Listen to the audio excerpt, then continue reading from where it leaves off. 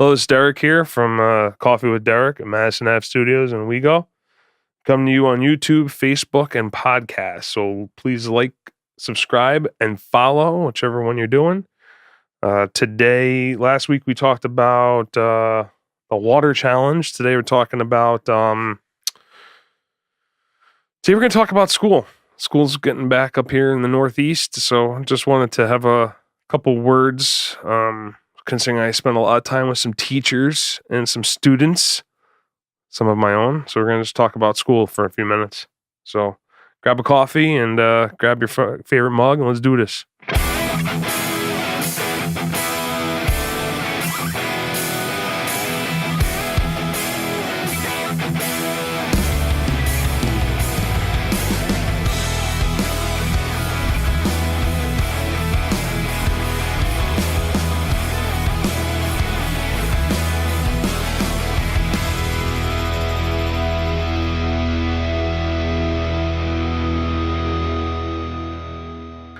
So here we are talking about school. School starts this week. And reason why I wanted to talk about school today was a couple of things came up over the summer.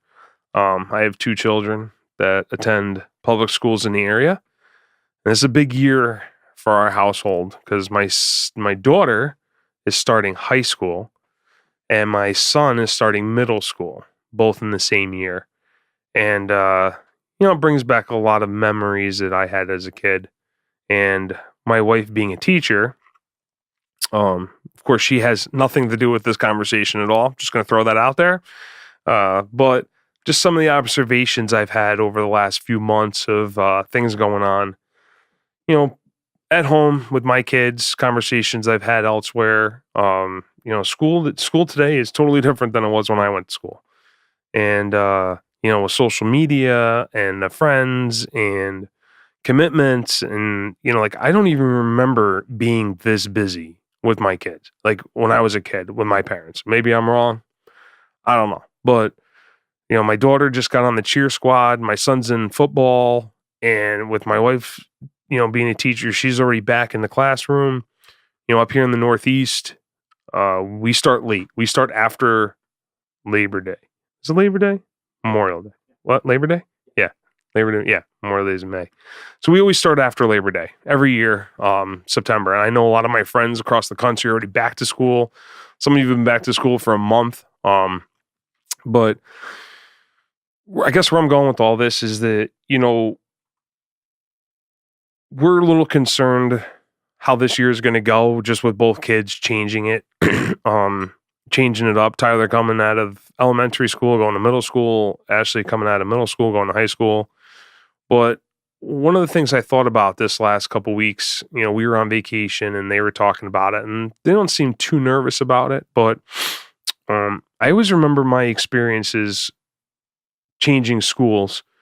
You always have that one teacher and that one person you remember. Like, I hated school. Let me put that out there. I hated school. I hated every aspect about it. You can ask my mom.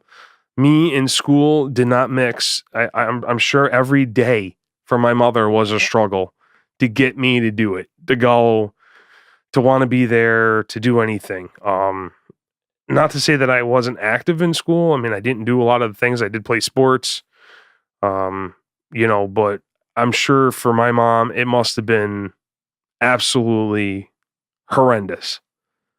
My whole 12-year school career and summer school once, because I didn't want to be there. I wanted nothing to do with school. But to take away, I look back now, I'm 41, and there's still things about school that stick out in my mind. And most of them are teachers. And the reason why I bring this up is because, my wife being a teacher, she puts her whole heart into teaching.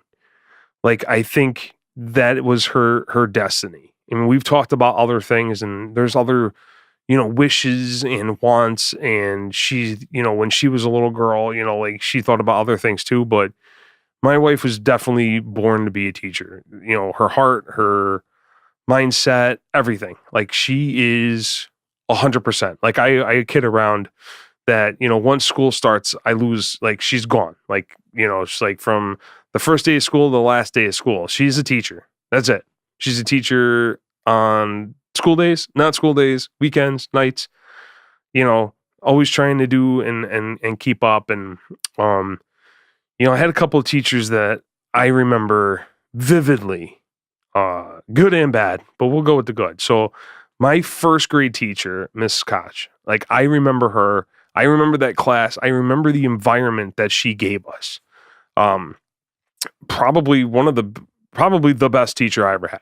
Like I just remember so much about first grade that, and I think not necessarily like events. I think the overall experience. Like she was such a great teacher. She was so loving, so caring.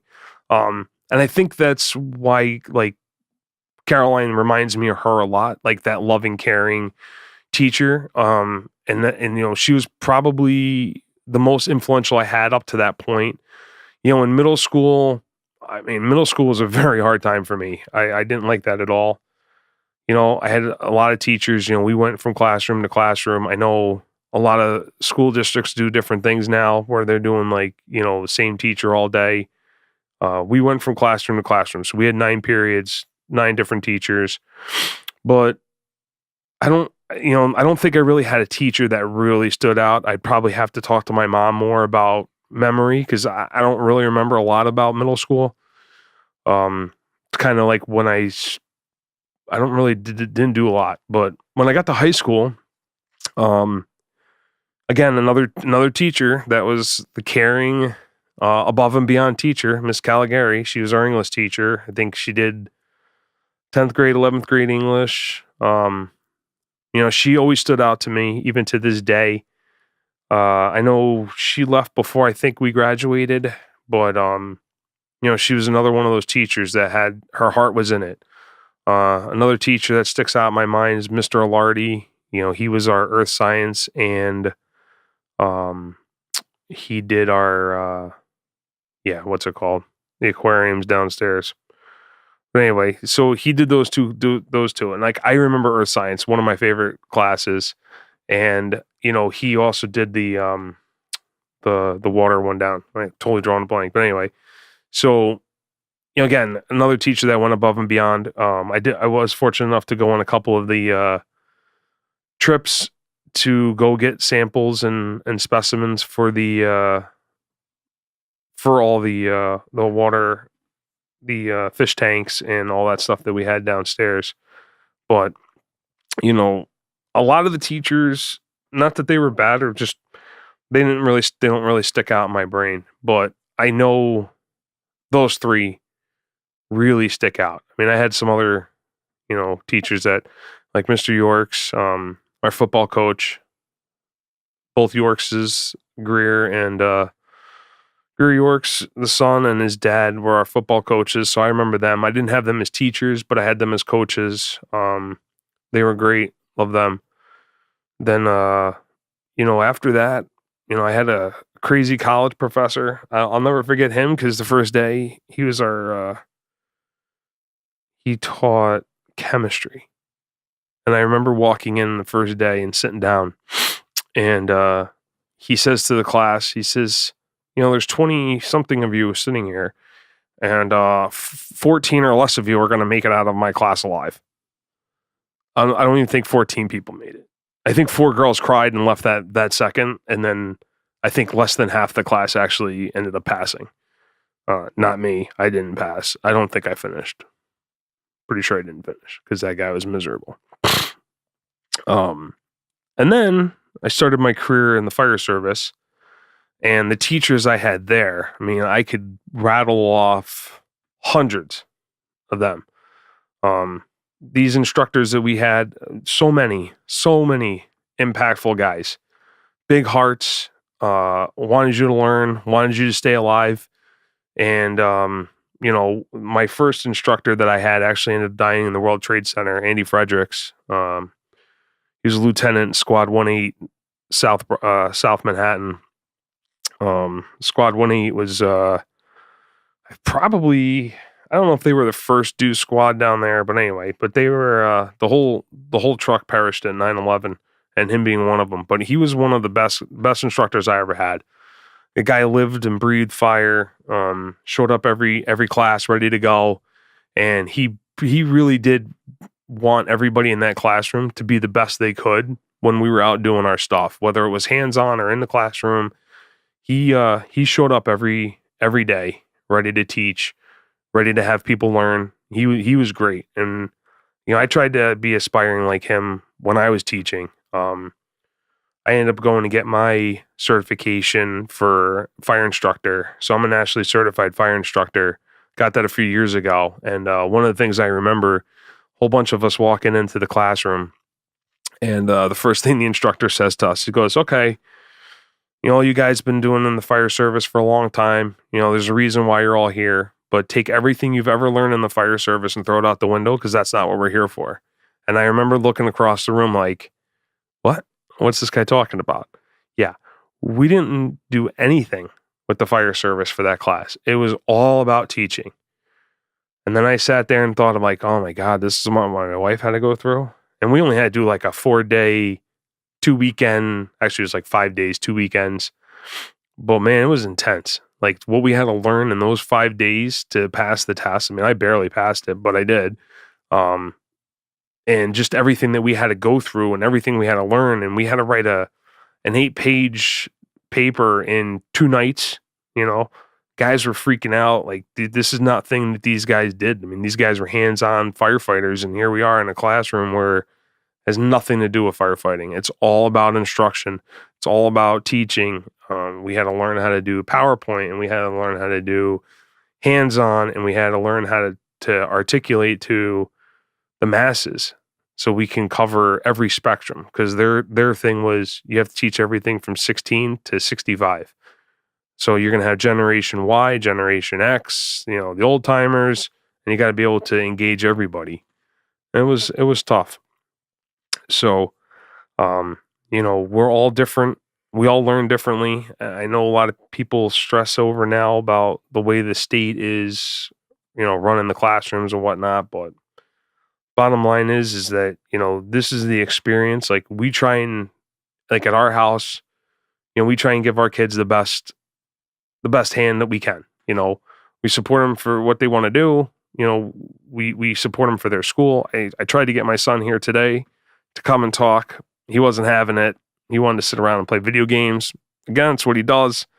He's 11. So, we try and modify what he does as far as that, but it's his summer vacation. He's looking down the barrel of I don't think he understands really what's going to happen in a couple of weeks. I think he thinks he knows, but I don't think he's ready.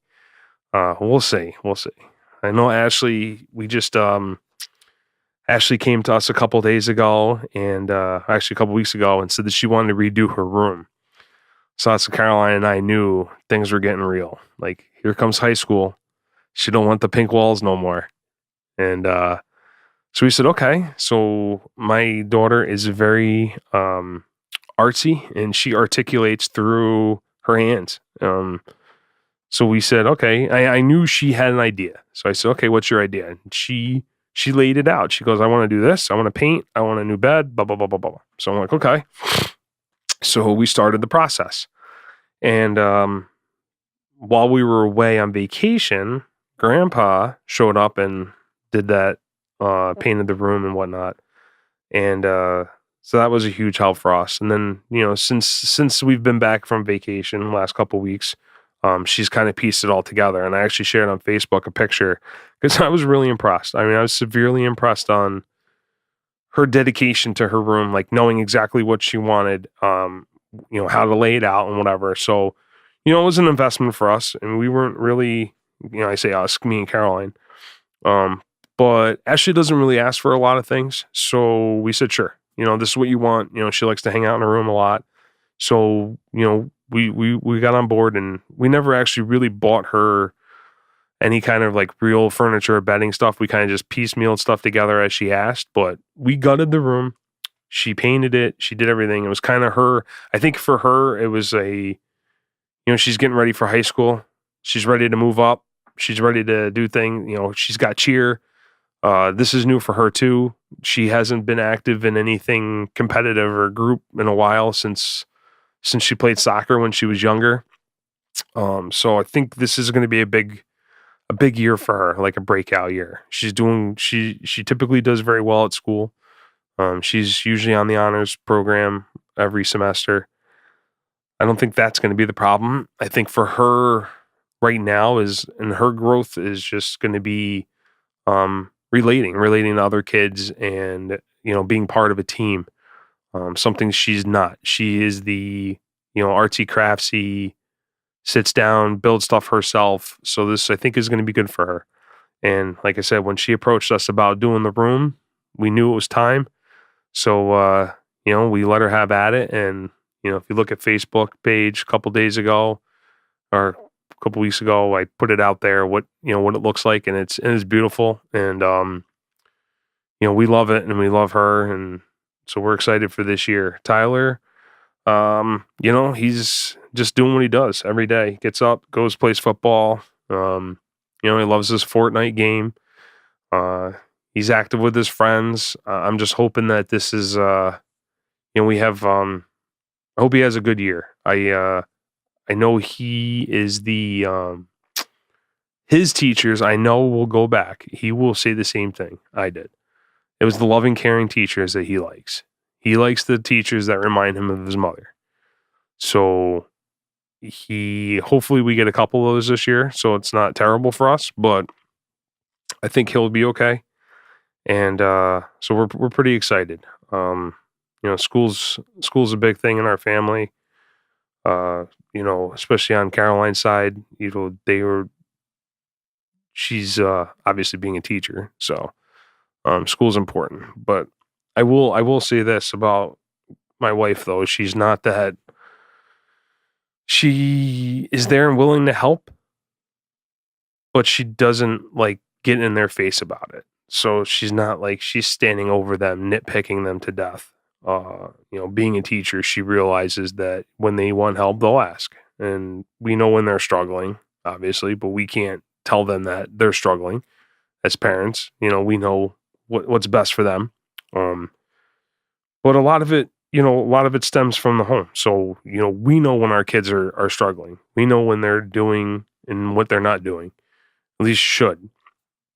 And, I hear a lot of things, parents, this, that, and other thing. Like, we are very active as parents, we're very active in what our kids are doing day to day.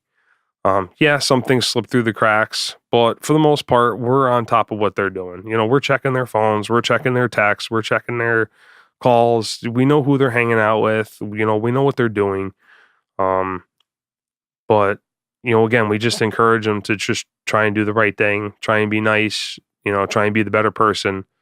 And, hopefully through that, we'll have a great school year, and I hope that everybody else has a good year. And if you guys have any questions or, anything going on with school and any of the problems, don't hesitate to reach out to the teachers. Sometimes they see things that we don't see because we're not there with them. And, we don't fault the teachers. We don't fault the kids. We try and get what's going on. So, don't hesitate to reach out to the teacher, find out what's going on. If you don't get that, I come from a, command structure. You go to the next person that you're having the problem with. If that doesn't get resolved, then you go above. It irks me when I find that, a lot of people run right into the principal or run right to the, they put blame elsewhere. But, I know my kids are not perfect by any stretch of the imagination. I'm not perfect by any stretch of the imagination. I forget. I get sidetracked. I'm no different than anybody else. But, the couple times that we've had issues, we go right to the source. We sit everybody down and try and come up with a solution. And I think that's the best way to handle it. So hopefully, like I said, the kids will have a great year this year. And when those problems arise, we'll attack them and we'll take care of them, and hopefully we'll grow from there. So just like I said, if anybody's having any questions or concerns, just reach out. Don't be afraid to ask. I think some of the things that I've watched Caroline as a teacher, some of the small things that she stresses about when she just has that conversation, it's better, I don't know if it's better or whatever, but at least they come to some resolve and they have an understanding. So I guess, just have the conversations. If something's bugging you, email the teacher, talk to the teacher, talk to your kid. We always get both sides. Always. We get their side, and then we call the school and get their side. Sometimes it's the same. Sometimes it's completely opposite. So we go with what we got. So just hope all the kids have a good school year, and I hope all the teachers get back into the swing of things. I know I'm ready for a nice quiet house, seeing I'm going to be at home now. So it'll be nice to shuffle everybody off to school, and I can enjoy my time with my dog and do some more encouraging. So have a great day, and hope everybody has a good school year. Take care.